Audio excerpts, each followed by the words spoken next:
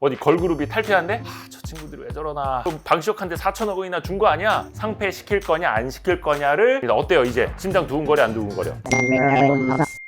그 기사 봤어? 방시혁 기사 못 봤어? 아니 나는 오전에 샀다 그래가지고 칭찬해 주려고 했는데 방시혁 기사를 못 보고 샀구나. 이렇게 무지하게 주식 투자를 무지하게 합니다. 자, 일단 오늘 며칠입니까? 11월 29일 장중에 하이브가 한때 마이너스 6%까지 갔습니다. 지금은 낙폭을 마이너스 한 3. 몇 %로 좀 줄이기는 했습니다만, 하이브에 무슨 일이 있습니까? 뭐 예를 들어서 어디 걸그룹이 탈퇴한대? 계약 해제한대? 그럴 일이 있나? 성공하면 혁명, 실패하면 반역. 나중에 결과를 그거는 두고 봅시다. 저 개인적으로는 어느 정도 좀 저 친구들이 왜 저러나 라는 걱정을 좀 하고는 있습니다만, 그거는 이제 나중에 따로 이야기를 하고, 오늘 하이브가 장 초반에 마이너스 6%까지 간 거는 사실상 뉴진스 친구 때문이 아니에요. 저 개인적으로는 뉴진스 리스크는 어느 정도 주가에 다 반영이 됐다라고 보거든요. 시원하게 빠지지 않았습니까? 자, 이제 이 기사를 못 보고 하이브를 샀다는 거 아니에요. 이래서 와이스트릿이 이렇게 유익한 채널입니다. 이런 걸 이렇게 빠르게 해설을 해주는 채널은 전인구 경제 채널이 있겠다. 방시혁 4천억 원 따로 챙겼다. 드러난 하이브 상장의 비밀, 여의도 선수들의 비밀, 하이브 상장의 비밀, 공통점이 있지 않습니까? 이 책에 이런 거 나옵니다. 이거를 읽으면 투자를 통해서 여러분이 경제적 자유를 누리실 수 있습니다 라고 막 인플루언서들은 광고하던데, 뒤늦게 드러난 4년 전 하이브 상장의 비밀, 사모펀드와 주주간 계약을 맺고 투자 차익 중에서 30%가량을 되돌려 받았다라는 거예요.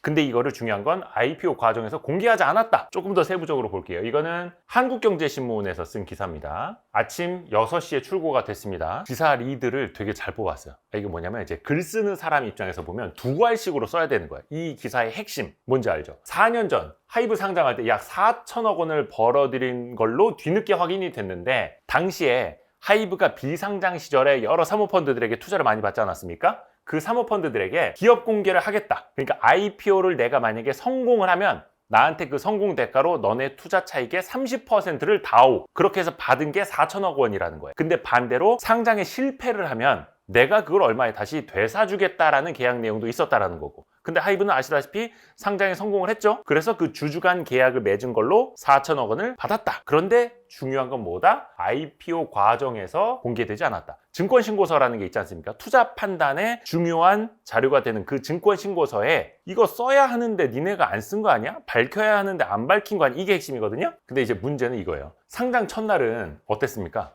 주가가. 요게 언제였냐면 2020년 10월 15일이었습니다. 자, 2020년 10월쯤 하면 뭐가 생각납니까? 코로나 팬데믹 이후에 증시 엄청나게 좋을 때 막 3천 향해서 갔을 때. 그러니까 이때 상장을 했으면 뭐다? 당연히 엄청나게 급등을 했었고, 첫날 거의 따상 갔었죠. 하이브의 공모가가 13만 5천 원이었었는데 상장 당일에 34만 7,490원까지 갔었네. 야, 이거 뭐야? 거의 따상 갔었던 거죠. 그러다가 상장 첫날, 이건 이제 전문용어로 필회침이라고도 하는데, 필회침을 만든 다음에 번개로 푹 맞고 13만 9천 원까지 떨어졌었네. 해서 공모가까지. 그래서 이때 막 뭐 BTS 팬들이나 연예인들 좋아하는 팬들이 처음으로 하이브 주식을 사면서 주식 투자 시작을 했는데, 그때 그 밈이 막 돌았었잖아요. 주식은 왜 환불이 안 되는, 환불해주세요. 막 증권사 찾아 환불해줘야 되는 거 아닌가요? 막 그랬던 역사. 근데 이때 사모펀드들 PEF 물량이 이제 초반에 쏟아졌다라는 거예요. 근데 그것까지 과거 거랑 다시 이제 겹치니까 니네 4년 전에 그렇게 해서 차익을 내가지고 단기 차익을 실현해갖고 저 방시혁한테 4천억 원이나 준 거 아니야? 라고 조금은 이제 여론이 안 좋아질 수 있는 거죠. 뭐 기사에서도 지적을 하고 있는데, 이 계약은 한국거래소의 상장 심사 때는 물론이고 금감원 증권신고서에서도 공개되지 않았다. 보유지분의 그러니까 PEF 사모펀드 보유지분의 23.6% 가운데 15.1%는 보호예수가 걸리지 않았다. 그래서 뭐 상장 첫날부터 나흘 동안 얼마를 쏟아내서 얼마를 현금화했고, 이건 이제 히스토리를 써준 거예요. 이 주주간 계약은 증권신고서에 담기지 않았지만 사실 이 보호예수가 얼마 걸려있고 걸리지 않았다라는 건 증권신고서에 당연히 써 있습니다. 이거는 그래서 여러분이 구분해서 생각하셔야 돼요. 자, 그런데 하이브 측은 이렇게 반박을 했습니다. 주관사와 법률자문사 4곳 모두 특정 주주간 계약이어서 일반 주주에게는 이걸 뭐 재산상 손해를 일으킬 게 아니기 때문에 공시할 필요가 없다라는 자문을 받아서 그거는 증권신고서에 담지 않았다라고 이야기를 하는 거예요. 그런데 이 기사에서는 금감원 공시심사실 관계자를 인용을 해서 이렇게 멘트를 썼습니다. 대주주와 이익을 공유하는 주주 간 계약이 있으면 신고서에 기재를 해서 잠재적 투자자들에게 알려야 한다. 당시 그런 계약서의 존재가 보고된 바 없다라고 썼습니다. 그리고 또한 변호사를 인용을 해서 최대 주주와 외부 투자자 간의 이익을 공유하는 계약은 공모 투자자가 반드시 알아야 한다라고 했다. 반면 또 이제 다른 변호사는 주주 간 사적 거래인 만큼 상장에 영향을 미칠 사안이 아니다라고 판단했을 수 있다. 이거 중요합니다. 여러분이 어떻게 생각하시는지 지금쯤에서 댓글을 달지 않고 1차원적으로 한번 먼저 생각을 해보세요. 그리고 제 설명해 드린 다음에 2차원적으로 생각을 해보시고요.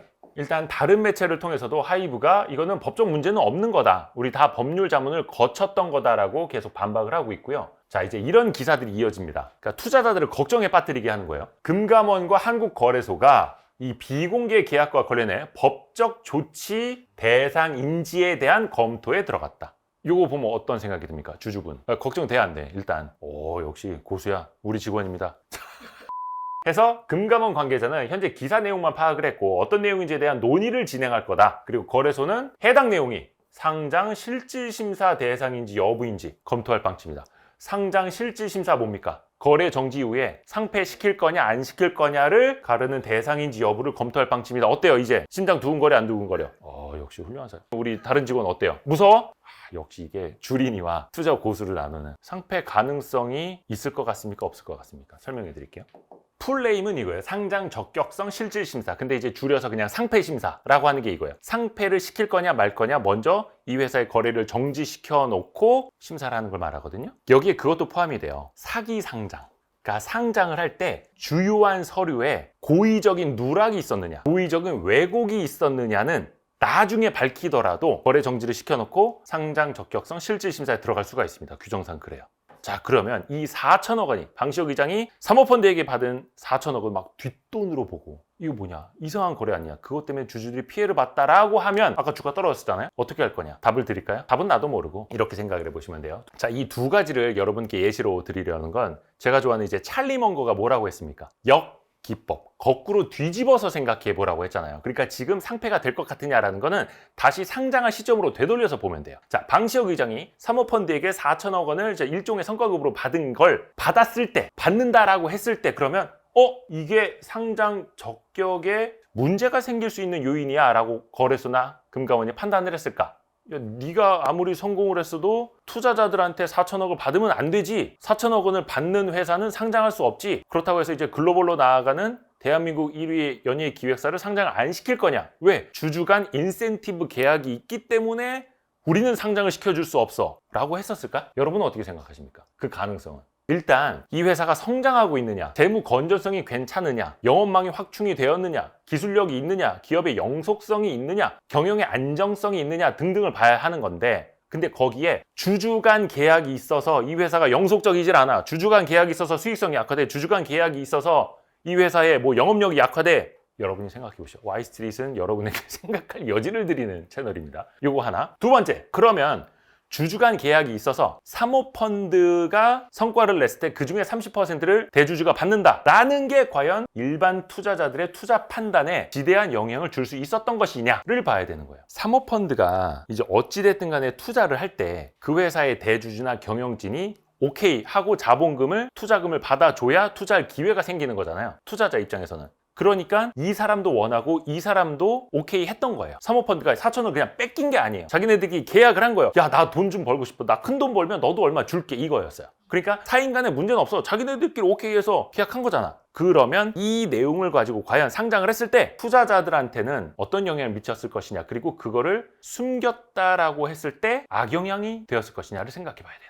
보호예수나 의무보유 확약을 보시면 돼요. 사실은 보호예수는 사실상 그 회사의 대주주들에게 적용이 되는 거고, 의무보유 확약은 나중에 공모주 같은 거 참여하는 사람들이 상장은 1개월, 3개월, 6개월 동안 안 팔 테니까 나한테 물량을 더 주쇼, 배정해 주쇼라고 할 때 하는 건데, 이거는 공시가 됩니다. 당연히 됩니다. 증권신고서에 다 나옵니다. 결과적으로 사모펀드들이 예를 들어서 1조 몇 천억 원어치의 차익 실현이 가능하다라는 건 이 보호예수 물량을 보면 알 수 있는 거예요. 사모펀드 PEF 누구, PEF 누구는 얼마만큼만 보호예수를 걸고, PEF 어떤 PEF는 아까 기사에도 나왔잖아요. 보호예수를 하나도 안 걸었다라고. 근데 그거는 숨긴 게 아니에요. 투자자들이 다 알려줬어. 그러면 그것만 유추해 보면 상장 직후에 쏟아질 물량이 얼마가 있겠다라고 예상을 충분히 할 수 있는 거예요. 거기에서 그 차익 실현한 물량 중에 얼마를 누가 가져가건 안 가져가건, 누구에게 주건 안 주건, 그렇죠? 그러니까 그것만 놓고 보면 어떻다? 시장에 영향을 줄 수 있는 요인은 이미 공시가 됐다라는 거예요. 아까 잠깐 중간에 질문했잖아요. 그러면 그거를 왜 공시를 안 했느냐?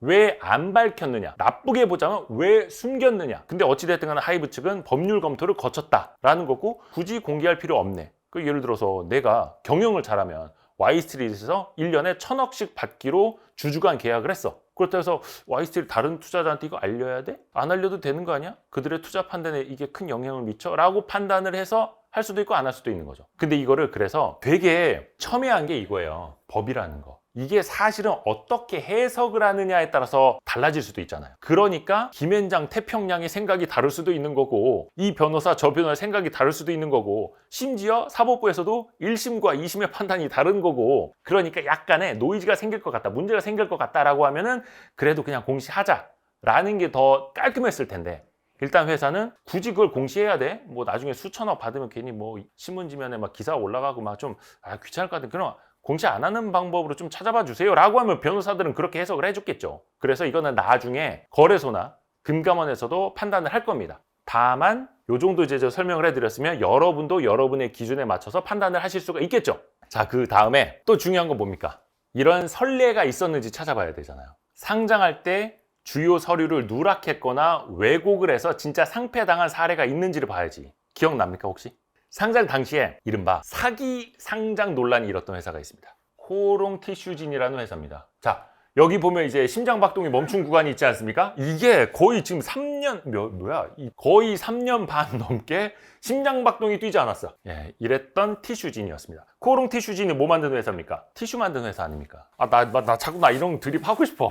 진짜 휴지 조각이다. 그런 드립을 지금은 칠 수 있다. 왜냐? 살아났으니까. 이 회사가 어떤 일이 있었냐면 인보사라고 굉장히 유명했습니다. 그 골관절염 치료제, 뭐 주사제로 만드는 건데 그때 그 주사제를 만들려면 어떤 세포를 배양해야 되잖아요. 근데 증권신고서에서는 골관절 세포를 활용했다라고 써놨는데 실제로 나중에 조사를 해보니까 신장세포였던 거예요. 그래서 야, 니네 신장세포로 약 만들면서 왜 무슨 골관절세포로 만든다고 뻥을 치냐라고 해서 상장할 때부터 이거 사기 상장이다 이런 논란이 엄청 일었었습니다. 그래서 이때 거래 정지, 그래서 실질심사, 근데 중간에 한번 상장 폐지 의결을 놨어요. 근데 또 개선 기간을 주고 또 다시 상장 폐지, 그러다 이의 신청, 그래서 또 기간 가다가 나중에 거래 재개, 이게 3년 반 걸렸었습니다. 근데 어찌됐든 간에 살아났어요. 그래서 보면 2019년에 상장 사기 혐의, 코오롱 티슈진 임원 2명 구속, 뭐 여러 가지가 떴었어요. 그리고 이웅렬 코오롱 전 회장 기소. 그래서 이것 때문에 이웅렬 회장이 뭐 그 회장직에서 막 그 물러나고 엄청 시끄러웠습니다. 그리고 뭐 상장 주관사 2곳 뭐 여기도 압수수색 받고. 자, 그런데 이거 참 무슨 운명의 장난인지 공교롭게도 오늘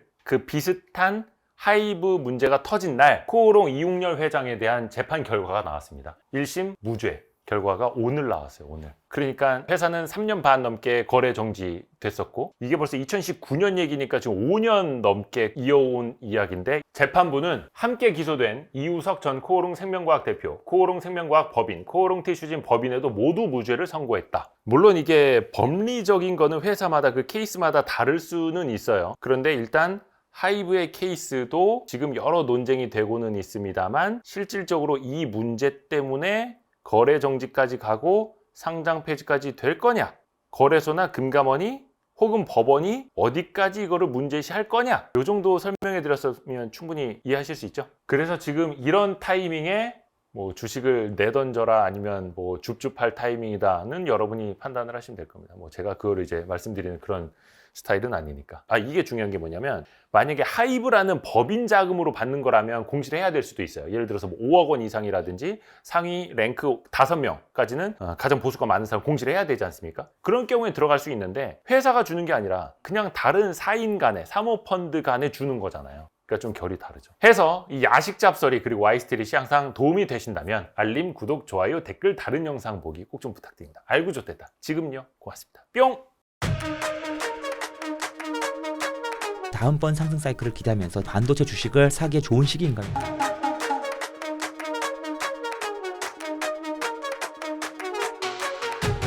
서두르세요. 고정 댓글을 확인하세요.